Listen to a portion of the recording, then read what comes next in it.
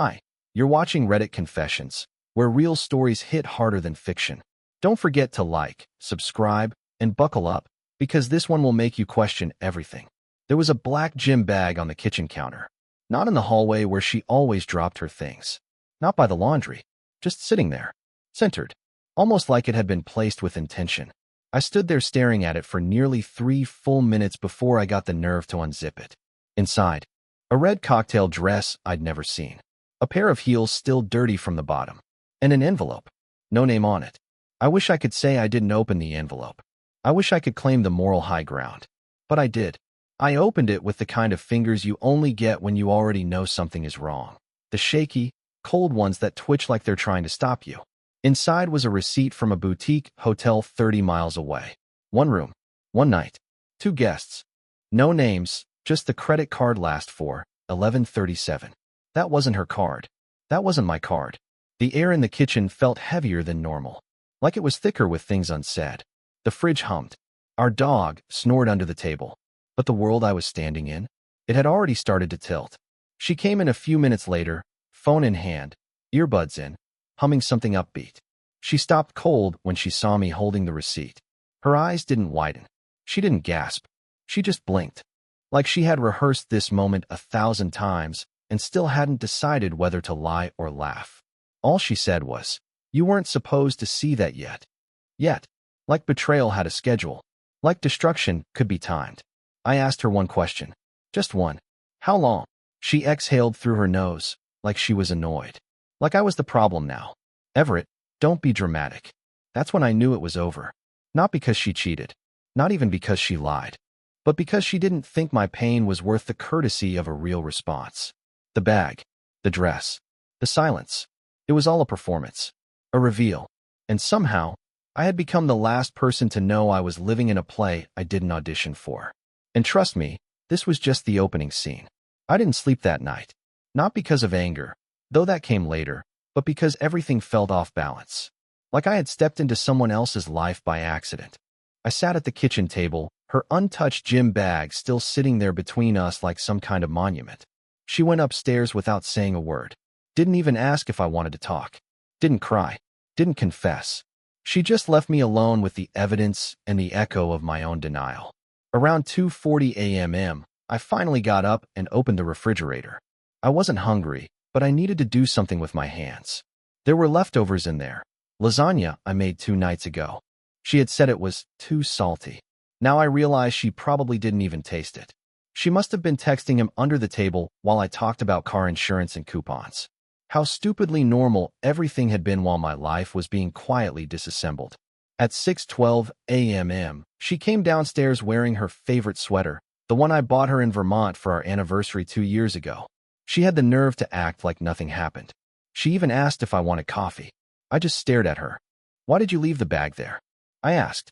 I thought maybe it had been a mistake, or that she had wanted to get caught. Maybe it was a cry for help. But she didn't hesitate. "Because I was tired of hiding," she said, sipping from her cup like we were discussing grocery lists. "You would have found out eventually. This just made it easier." I laughed. I actually laughed. It sounded more like a wheeze, like something broke on its way out of my chest. "So this was easy for you?" She finally looked at me. "Easier than pretending to be happy. You haven't touched me in months, Everett. You walk around this house like a ghost." I needed to feel alive again. I wanted to scream. Not because she was wrong, but because I wasn't sure she was. I had become a routine. A shadow. A walking reminder of bills and bad timing. But that didn't give her the right to tear 20 years apart in one silent night. I left the house for the first time that morning without saying goodbye. I drove nowhere in particular, past grocery stores and diners and dry cleaners. Past all the places that had once made up our life. And that's when I made a decision. I wasn't going to beg, but I was going to find out who he was. Because if she thought this would end quietly, she didn't know me at all. I didn't go to work that day. I drove around aimlessly, but not without purpose. Every familiar intersection felt like a betrayal. Every place we used to visit together now looked like it had been stripped of color. I ended up parked behind the community library, of all places. I sat there in silence, staring at the cracked windshield I kept putting off repairing, and wondering if I had missed every sign on purpose. Maybe I was too afraid to look too closely at the life we built. Or maybe I just didn't want to believe she was capable of this. When I finally opened my phone, it wasn't to call her. It was to check our shared bank account. She didn't know I still had alerts set up for new transactions. There it was, 2 nights ago, a charge to a rooftop restaurant I'd never been to, in a neighborhood she always said was too pretentious. The name on the receipt didn't help, but the reservation number did.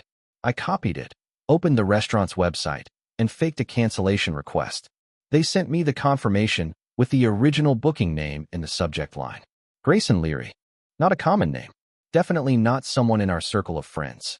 And definitely not someone I wanted to Google, but I did. What else could I do?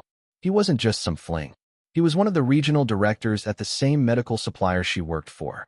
The kind of guy who gave motivational speeches at conferences and got quoted in trade magazines. I recognized the face immediately.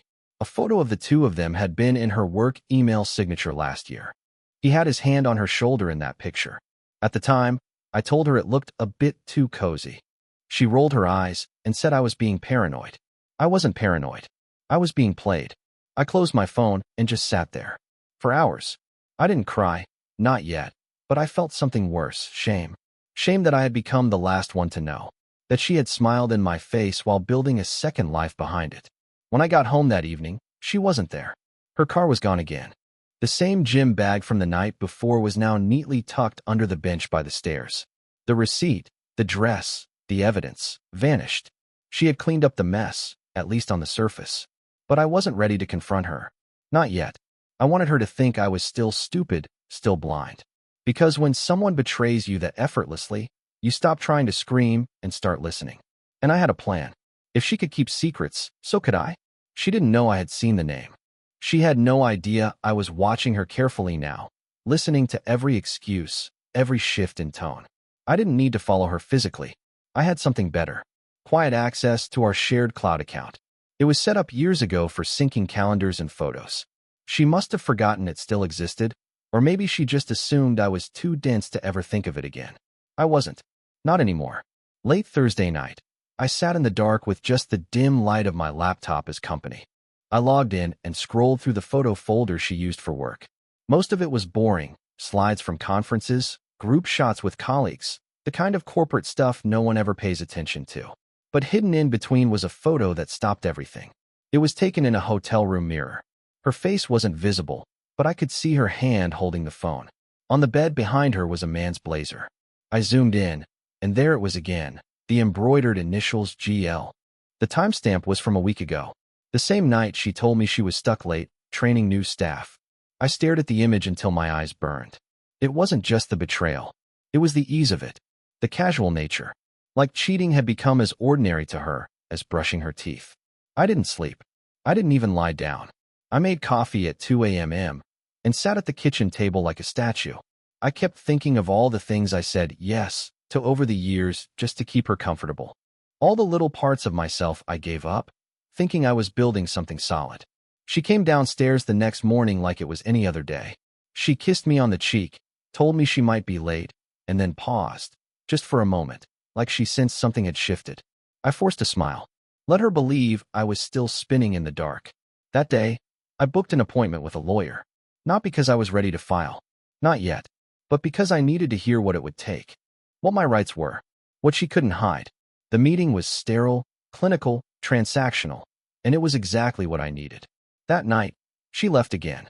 Told me she had a wellness dinner with a coworker. I didn't ask who. Didn't blink. I simply nodded. As soon as the door closed behind her, I opened my laptop again and clicked into the shared calendar. She had deleted the old entries. But one thing she didn't realize? Deleted items could be restored. I clicked Restore All. Within seconds, a string of events returned, coded under vague names like Strategy Meetup and Wellness Retreat. Every single one matched a night she came home smelling different. She hadn't just cheated once. This was a pattern, a timeline, and I was done watching it unfold from the sidelines. I didn't need revenge, but I did want the truth to cost her something. Friday came like a fog I couldn't shake. Everything felt too quiet. The ticking of the hallway clock, the soft buzz of the refrigerator, even the sound of my own breath, they all pressed in like reminders that something was rotting beneath the surface. She hadn't said much that morning. She poured herself coffee, scrolled on her phone, and left without her usual kiss. I wondered if she sensed it, that I wasn't as asleep as she thought. But maybe, just maybe, she didn't care anymore. At 6:37 p.m., she texted, "Dinner might run late. Don't wait up." Except there was no dinner. I already knew that because I called the coworker she claimed to be meeting. It was easy to find her number. I had seen it once on a birthday invitation stuck to the fridge. I saved it, just in case. When she answered, I didn't ask if she was with my wife. I asked if she was free to talk about the fundraiser next month. She hesitated and said, "Sure. I'm just home tonight watching a movie. Slow Friday."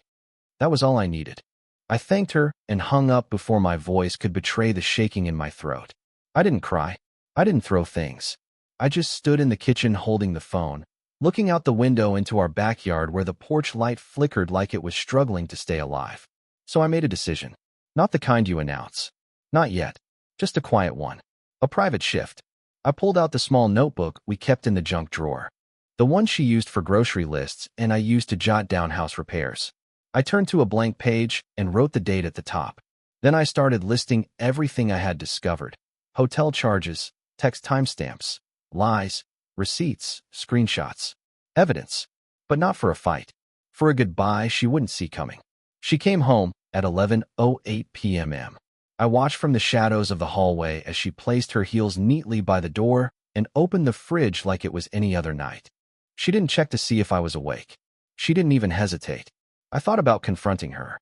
I thought about walking in and asking her to say his name out loud. But I didn't.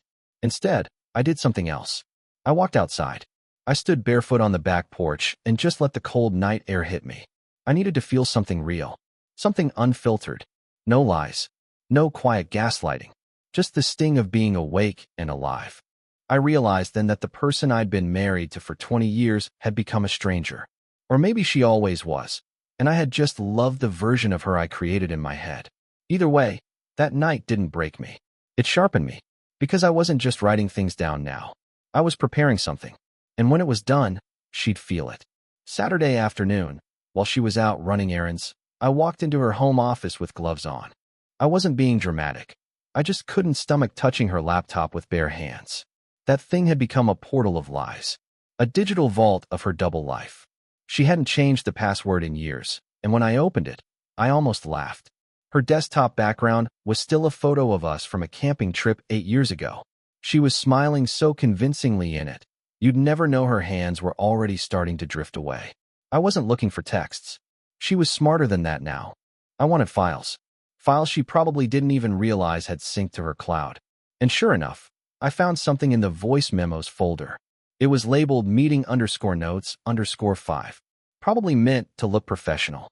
Except when I pressed play, her voice came through, along with his. She was laughing. Not a polite, work-safe laugh, a low, intimate one. She whispered something I couldn't fully make out, and then I heard him say, "It's only a matter of time before you leave him, right?" She didn't answer immediately. Then, soon. He's like wallpaper. You stop noticing it after a while. I pressed pause. My hand stayed frozen over the trackpad for what felt like minutes. Wallpaper. That's what I had become. Not even furniture. Not even a person. Just background. Something you only remember when it starts to peel.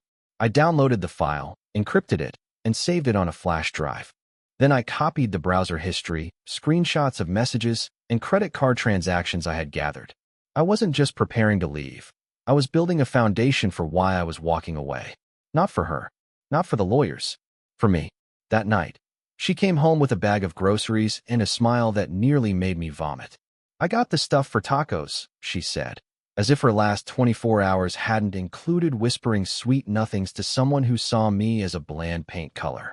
I helped her prep dinner. I chopped lettuce while she browned ground beef. The casual domesticity of it all felt surreal. A dead marriage pretending to cook itself back to life. But I kept the act going. I laughed when I needed to. I even asked about her day. Because I needed her to believe everything was fine. Because I had already booked a hotel room under my name. Paid in full. Cash. One night only, just to clear my head before the storm. But I wasn't going alone. I had packed a second bag. And in it was everything I needed to leave this house and never come back. Sunday morning arrived dressed in stillness. She was asleep when I slipped out of bed. I stood for a while just watching her breathe. Not because I missed her, but because I wanted to remember what indifference looked like. It amazed me how someone could look so peaceful after setting fire to a life we spent 2 decades building. I walked quietly through the house, picking up the bag I had hidden beneath the laundry pile 2 days earlier. I left no note, no accusations, just silence. The hotel I'd booked was nothing special, mid-range, off the interstate, anonymous. That was the point. I didn't want comfort. I wanted absence. I wanted to vanish from the version of myself she had trained me to be. The man who always forgave, always adjusted, always stayed in the kitchen while she rewrote the rules. Inside the hotel room, I opened my laptop. I pulled up the folder labeled "If She Ever Asks Why," and I reviewed every screenshot, every receipt, every memo.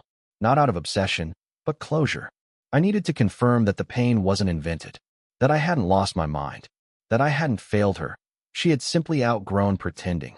At 3:14 p.m., I sent a single email to my personal attorney. Subject line, "Initiated." Attached were the files, along with a signed statement I had prepared the night before. Nothing dramatic. No flourishes.